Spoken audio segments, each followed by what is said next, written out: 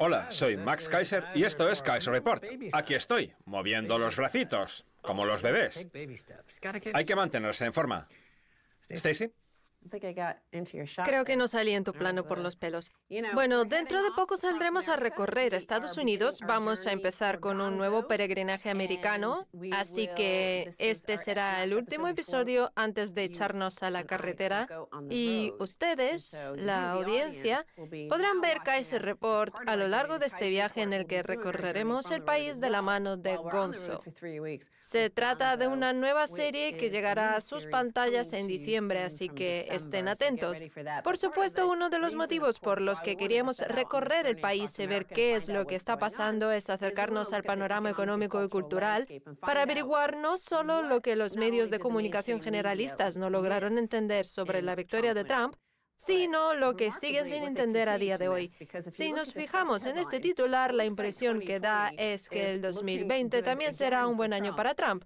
Trump logra reunir más de $100 millones para su campaña de reelección del 2020. El presidente Donald Trump ha recaudado más de $100 millones para su campaña de reelección del 2020, menos de 2 años después de llegar a la presidencia, según ciertos informes financieros publicados este mes. Lo realmente destacable es que se trata del primer presidente que ha recaudado tanto dinero, $100 millones, y de forma tan temprana. La cifra es sorprendente. Trump es el primer presidente de la historia moderna en comenzar a recaudar fondos tan pronto durante su primer mandato. Técnicamente lanzó su campaña de recaudación para el 2020 el día de su toma de posesión y dijo oficialmente que volvería a presentarse el pasado mes de febrero, 980 días antes de las próximas elecciones presidenciales. El presidente lleva acudiendo a mítines de campaña organizando peticiones de fondo desde entonces. Pues sí, Gonzo es la nueva serie que comenzará a emitirse en diciembre y empezaremos a rodar dentro de muy poco. Vamos a explorar muy de cerca el panorama cultural estadounidense, desde el mar hasta los pantanos, y vamos a encontrarle las cosquillas. Yo ya lo dije desde que comenzó la campaña electoral, y también cuando ganó las elecciones. Trump es Estados Unidos, y Estados Unidos es un conjunto de genios y de raritos, comerciantes de poca monta y vagabundos. predicadores. Sí. Y ese es el caldo de cultivo que tenemos. Paralelamente, Obama era una persona con una forma de ver y hacer las cosas muy europea. Alguien que encajaría perfectamente en Bruselas, por ejemplo, pero que no representa a Estados Unidos. Trump, para bien o para mal, es Estados Unidos, y con esto esperamos que el mundo vea de qué va realmente este país. Es un aspecto más de Estados Unidos, uno que solía destacarse más a menudo en los medios de comunicación en su momento y sobre el que gente como Mark Twain escribió muchas veces. Imagino que eran personajes más prominentes en su día, mientras que ahora nos hemos vuelto más tecnocráticos, como bien has mencionado con Obama. A nosotros, y sobre todo a las élites, nos gusta que los representantes de la Casa Blanca tengan un perfil más tecnócrata y sofisticado, aunque creo que hubo un periodo en el que también tuvimos presidentes con un perfil más vulgar y semejante a Trump. Bueno, existe el estereotipo estadounidense de un hombre intentando venderle a la gente aceite de serpiente en medio de la nada. Hay precedentes de esto y podría parecer una opción con todas las de perder. Pero el país, sin duda, fue el gran ganador del siglo XX. Es posible que no supere el siglo XXI, pero desde luego que hace 100 años le fue muy bien. En cualquier caso, el 97% de las donaciones que conforman esos $100 millones son de menos de $200. Así que se puede decir que viene de pequeños contribuyentes y no de grandes empresas. Es verdad que a muchas grandes empresas y multimillonarios de este país no les gusta Donald Trump, pero sí que les gusta a los estadounidenses de a pie. Una de las mayores empresas del bando republicano, aunque contribuye en ambos frentes, ha aparecido con otra historia interesante. También formará parte de nuestro viaje. ¿Es posible que Exxon abogue ahora por un impuesto sobre el carbono? No todos los días se ve a un antiguo senador republicano y uno de los senadores demócratas más conservadores, ahora ambos lobistas del petróleo a tiempo completo, abogar por un impuesto sobre el carbono. Cuando uno de sus principales clientes, Exxon Corporation, también decide financiar y apoyar públicamente este esfuerzo con $1 millón, hay que prestarle atención. Exxon ha sido una fuente de financiación y un pilar importante para la corriente de pensamiento que negaba el cambio climático. Ahora quieren poner un impuesto sobre el carbono y nada más y nada menos que con 2 antiguos senadores. Ahora lo vistas. Los antiguos senadores Trent, los republicanos Mississippi, John Breaux, demócrata Luisiana, ambos vinculados a la industria energética de Estados Unidos, han creado recientemente un comité de acción política, Estadounidenses por los Dividendos del Carbono, AFCD por sus siglas en inglés. Este grupo aboga por un impuesto sobre el carbono. La propuesta actual se publicó a través de una empresa relacionada, el Consejo de Liderazgo del Clima, que está bajo el mando de James A. Baker III, un antiguo secretario de Estado y miembro importante del Partido Republicano. ¿De verdad? ¿James A. Baker III? Sigue vivito y coleando y parece que ahora apoya a estadounidenses por los dividendos del carbono.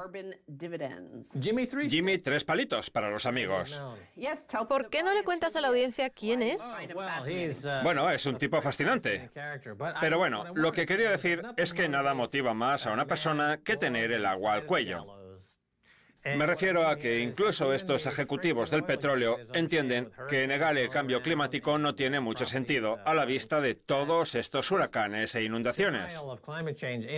Recordemos a Steve Malloy, creo que se llamaba así, un tipo que salía por televisión hablando de que todo eso era una estafa científica, una absoluta patraña. Y ahora esa gente se da cuenta de que nos enfrentamos a una extinción humana prematura. Hasta Exxon ahora es consciente de que tiene propiedades, hijos y nietos, y no va a mandarlos a arder al infierno, ¿no es así? No, nada que ver con la ciencia. Son millonarios, incluso multimillonarios, y están muy convencidos de que sobrevivirán a cualquier cambio climático. Están convencidos de que sus casas y sus búnkeres resistirán. No les importa a la gente normal y corriente, lo que les importa son los beneficios. Ahora hablaremos de ello, pero lo que proponen en este tema de los dividendos es que nos deshagamos de la Agencia de Protección Ambiental y de todas las políticas medioambientales a cambio de aplicar un impuesto al carbono. Se encargarán de recaudarlo y le darán un dividendo a la gente, pero no es más que una forma de reducir sus costos por un lado, que son las regulaciones que ven que se les van a echar encima a raíz de todos esos desastres climáticos. Por eso, han ofrecido su propia solución, que es este impuesto al carbono. Sí, bueno, todo tiene truco. Has sido muy benevolente con ellos. Porque soy un encanto. Voy a leer una cita que me recordó a algo que dijiste tú en su momento. En cuanto a los emisores de carbono, este grupo presenta una amalgama de intereses del petróleo, gas natural y energía nuclear, pero nadie de la industria del carbón. ¿No recuerda a lo de que si quieres escapar del ataque de un oso, solo tienes que correr más rápido que tu compañero? La industria del carbón es el compañero lento. Así que nos encontramos con que las industrias del gas natural, el petróleo y la energía nuclear están uniendo fuerzas y marginando a la industria del carbón, que por supuesto emite grandes cantidades de carbono. Bien, este es un buen ejemplo que nos muestra que no debemos confiar en toda esa gente que está buscando una solución de mercado. Está claro que los reguladores, la Agencia de Protección Ambiental, se están atragantando con el tema, porque al final es una cuestión que se reduce a dinero contante y sonante. No obstante, si consiguen convencer a la gente y colarles este timo, conseguirán burlar la legislación vigente e introducir el impuesto de carbono, repartiendo el crédito que se consiga a través de toda la economía. Esto es como cuando decían que el Obamacare se valdría de los mercados para brindar asistencia sanitaria de bajo costo. No, lo que hizo fue ponerla por las nubes. O como decir que las tasas de interés controladas por la Reserva Federal crearían oportunidades económicas. Lo único que hicieron fue rebajarlas artificialmente de forma que el 0,01% de la población se hiciera multimillonaria. Cada vez que vemos cómo en algún momento los manipuladores del mercado proponen estos mismos mercados como solución a algo, deberíamos dar la voz de alarma. Hablamos de timadores en serie y criminales mercantiles. Sí, te voy a leer esta propuesta porque sobre papel es interesante. Pero ya sabemos que esta gente no son precisamente benévolos dictadores. Vamos a ver la propuesta compuesta por 4 puntos. Un impuesto al carbono de $40 por tonelada con un crecimiento anual gradual. Los beneficios generados de los impuestos se devolverán a los ciudadanos, de ahí el nombre, dividendos del carbono. Este plan acabaría con la Agencia de Protección Ambiental sobre las emisiones de carbono y, en concreto, revocaría el Plan de Energía Limpia de reciente creación. Requerir ajustes fronterizos respecto al carbono para igualar el terreno de juego y permitir que Estados Unidos sea competitivo. Además de Estados Unidos, China y Rusia son otros dos países con altas emisiones de CO2. Parte del problema que ha impedido que esas empresas se apuntasen a este tipo de planes es que intentan competir con empresas chinas que emiten mucho más carbono, lo cual les dificulta muchísimo la tarea. Y por eso surge la idea de introducir un impuesto fronterizo para cualquier producto hecho en China. Como dices, parece que sobre el papel funcionaría. Y yo llevo 15 años hablando de créditos sobre el carbono. Vamos, desde que se empezó a hablar del tema. Gente que no contamina el medio ambiente, que por ejemplo no usa coche, se llevaría dinero de gente que está emitiendo carbono constantemente, lo cual sería una forma de igualar la distribución del uso del carbono en la economía y teóricamente podría funcionar. El problema es que sería una locura fiarse de esta gente y creer que sus propósitos no son lucrativos. Además, a la gente de la calle le suena bien.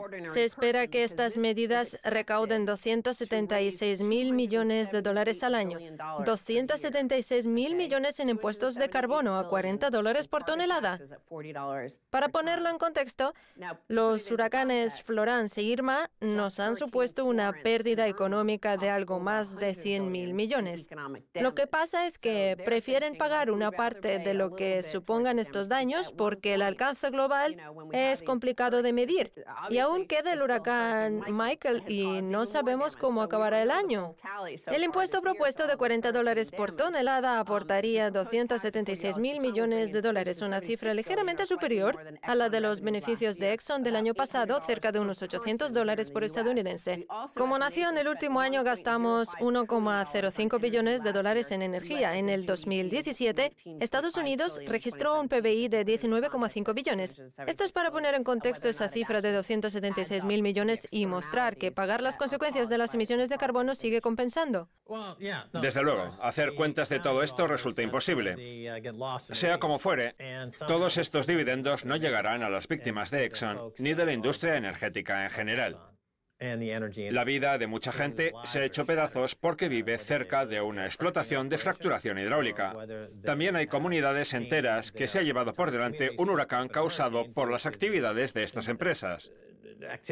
No van a obtener beneficios, no van a ver ni un centavo. Eso lo sabemos por experiencia.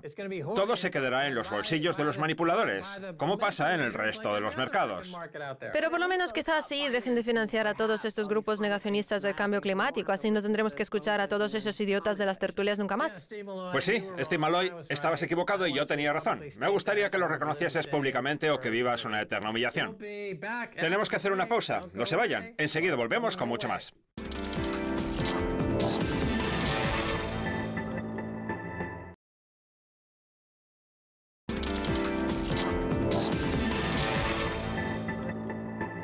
Hola, bienvenidos de nuevo a Kaiser Report, soy Mas Kaiser y acabo de darme una ducha, o como dicen los franceses, une douche.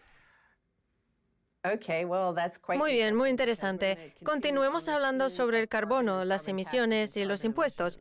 Durante la primera parte comentamos que ExxonMobil, que antes era uno de los grandes negacionistas del cambio climático, ahora está a favor de aplicar un impuesto al carbono. Sin embargo, este impuesto iría contra las actuales autoridades federales, que en la actualidad regulan lo relacionado con las emisiones de carbono. La EPA no sería la agencia encargada de supervisar este mercado, sino que sería la propia industria. Ahora vamos a centrar nuestra atención en los habitantes originales de este gran país, los nativos americanos. Aquí tenemos una historia muy interesante del norte de California. Cómo el negocio del carbono se convirtió en la forma de vida de la tribu Yurok de California. Siguieron de cerca a Marty Leinberg, que se unió al programa forestal de la tribu Yurok, una agencia que se encarga de prender fuegos para contener otros más grandes y que ahora se dedica a vender créditos de carbono. Hablaremos de esto en un momento, pero es una historia fascinante. Según los registros arqueológicos y la tradición oral, las tierras Yurok ocupaban originalmente algo más de 200.000 hectáreas. Sin embargo, en 1855 Estados Unidos redujo el terreno de la tribu a una reserva que ocupaba menos de una quinta parte de esa extensión, unas 36.500 hectáreas. Las fronteras se extendían a ambos lados del río Klamath, que estaba lleno de salmones, y avanzaba tierra adentro unos 73 kilómetros desde la costa sur del Pacífico hasta el condado de Humboldt.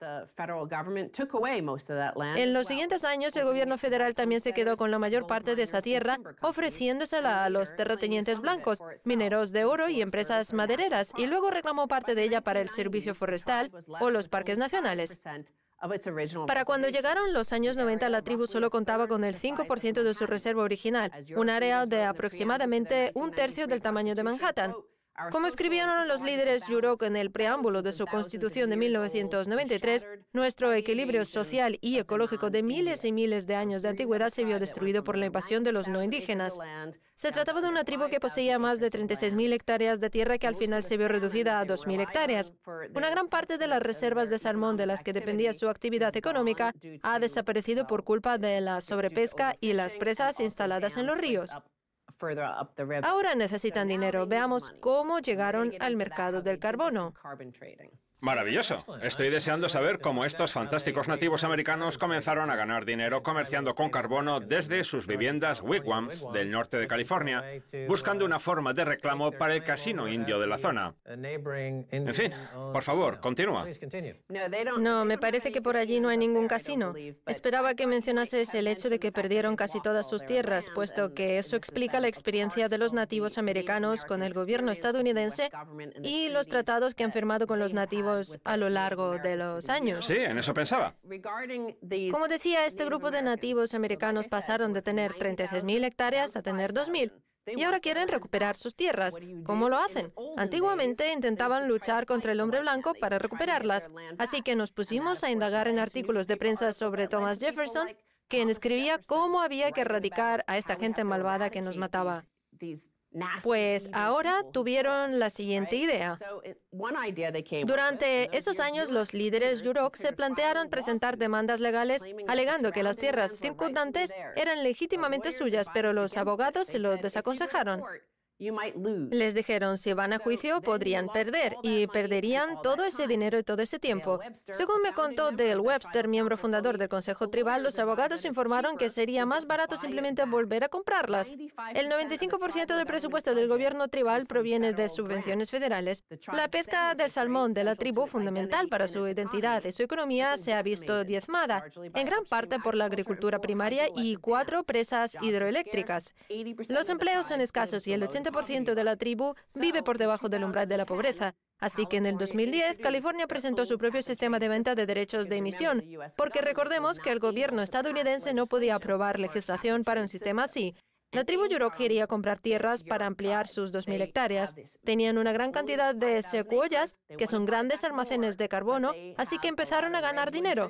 Hablaremos más adelante de cuánta tierra pudieron recomprar, pero el hecho es que gracias a eso pudieron comenzar a recomprársela a las personas que se la habían arrebatado antes. De manera que están recomprando sus tierras. Esas mismas tierras que Estados Unidos, en su momento, les arrebató. ¿Algo que decir sobre el mercado de créditos de carbono? Sí, sí. Fue el primer sistema de venta de derechos de emisión que se presentó como propuesta global hace décadas, hará unos 10, 15 o 20 años. En la primera parte anterior estuvimos hablando de ExxonMobil y su impuesto al carbono. En esta segunda vamos a hablar más bien de un sistema de mercado. Claro, venta de derechos de emisión. Se publicó y es algo que yo he apoyado durante años. Sobre el papel tiene todo el sentido del mundo. Se crea un mercado para todas esas situaciones extremas externas, como los daños medioambientales que generan las compañías energéticas, y es una forma de recuperar eso en su balance de cuentas para que ese dinero se libere y se pueda redistribuir de forma más equitativa en todo el sistema económico. A medida que vamos hablando del tema y explorando esta idea de gente recomprando tierras gracias a la venta de carbono, y que básicamente está utilizando el capitalismo para un buen fin, me viene a la mente una cita de Ayn Rand que sugería que el capitalismo y el altruismo son mutuamente excluyentes, que son tan filosóficamente diferentes que no se pueden combinar de ninguna manera. Ella era procapitalista y, por lo tanto, antialtruista. Pues bien, todo esto demuestra que lo que decía no es cierto. De forma altruista, estos nativos americanos están recomprando tierras, y eso es altruismo en términos de expandir su presencia como tribu. Es bueno para el medio ambiente. Es altruista que extiendan su dominio y están utilizando el capitalismo como medio para llegar a un fin altruista. Insisto, esto demuestra que Ayn Rand estaba totalmente equivocada. Y además, la venta de derechos de emisión tiene sentido y funciona perfectamente si va a parar a las manos adecuadas. Esta tribu se ha dado cuenta de cómo hay que hacer las cosas. Así que ojalá la idea se extienda al resto de tribus nativas, las mismas que recorrimos tú y yo el año pasado, y que se convierta en algo que capte la atención de mucha gente. Bueno, ya comentamos al principio del programa que el sistema de venta de derechos de emisión beneficiaría sobre todo a la gente que utilizase o emitiese la menor cantidad de carbono posible. De otro modo, hablaríamos de un impuesto al carbono que beneficiaría a ExxonMobil y a otras compañías por el estilo. Por eso están ejerciendo presión para conseguir instaurarlo. Y respecto a cuánto dinero han conseguido en California, el proyecto de compensación de carbono de los UROC, uno de los primeros de este tipo en Estados Unidos, se ha convertido en la principal fuente de ingresos discrecionales de la tribu. Hasta la fecha ha ayudado a la tribu a recomprar casi 25.000 hectáreas partiendo de las poco más de 2.000 que tenían. Amy Cordales, asesora general de la tribu, afirma: es una manera de revivir la economía muy acorde con nuestros valores culturales. El programa ha sido promocionado por organizaciones ambientales como un posible modelo para que otros grupos indígenas que habitan los bosques de todo el mundo recuperen sus derechos, colaborando al mismo tiempo con gobiernos nacionales y provinciales para combatir el cambio climático. Otras 7 entidades indígenas en Estados Unidos también están vendiendo ahora compensaciones de emisiones de carbono. Como dijiste, aquí vemos cómo otras tribus de Estados Unidos están vendiendo sus compensaciones de emisiones de carbono. Es lo que acabas de comentar y parece estar extendiéndose. Pero ¿recuerdas cuando al comienzo del programa comentamos que Exxon y los grupos de presión a su favor, así como las industrias petroleras, de gas natural y de energía nuclear, querían aplicar impuestos al carbono solo y exclusivamente en el caso de que el gobierno estadounidense se mantuviese al margen? De esta forma, ellos tendrían el control absoluto y el gobierno estadounidense no podría regular nada. Pues bien, los nativos americanos, cuyas tierras les fueron arrebatadas, no podían permitirse demandar al gobierno para que se las devolviesen. Y como las cosas ya no funcionan como en el salvaje oeste, no sacaron las armas. ¿Qué hicieron? Pues encontraron una forma muy inteligente de recaudar dinero para volver a comprar las tierras que les pertenecían, o al menos una gran parte de ellas. Llevo años diciéndolo. Pero a cambio, ¿cuál era el precio a pagar? Aquí viene lo interesante. Este movimiento ha resultado ser controvertido dentro de la tribu Yurok. La decisión implicaba una serie de concesiones al gobierno del estado, incluyendo la pérdida nominal de la soberanía y una mayor supervisión medioambiental. Por tanto, tuvieron que ceder parte de su soberanía. A lo mejor esto no se entiende fuera de Estados Unidos, pero las reservas tienen una soberanía única que tuvieron que ceder hasta cierto punto para permitir que el Estado entrase y evaluase si se están ciñendo al sistema de venta de derechos de emisión para ver si están al día con sus niveles de créditos de carbono.